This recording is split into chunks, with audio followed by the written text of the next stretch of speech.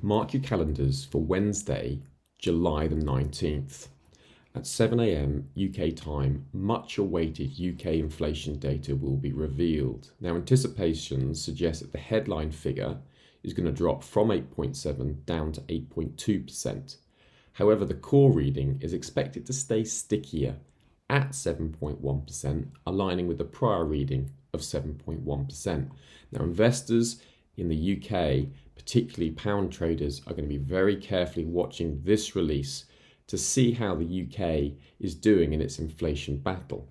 With the core inflation still 3 times above the Bank of England's 2% target, there is significant work ahead. And should the core reading dip below 6.6%, then you could potentially see some rapid pound selling.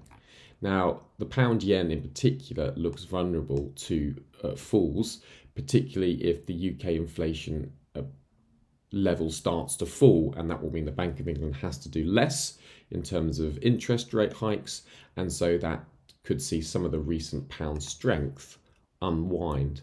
Also note the seasonal pound yen bias to the downside. Over the last 15 years, the pound yen has fallen 80% of the time between the 17th of July and the 26th of August, for an average return of 1.61% to the downside. The maximum fall has been over 5% here in 2008, and the maximum fall within the seasonal pattern has been over 7% here in 2016. So, will the pound yen fall again this year between July the 17th and August 26th? Major trade risks. All outlooks have risks, and this is no exception. Remember that previous seasonal patterns do not necessarily play out every year, and don't forget that Bank of Japan policy will also impact this outlook as well as the UK inflation print.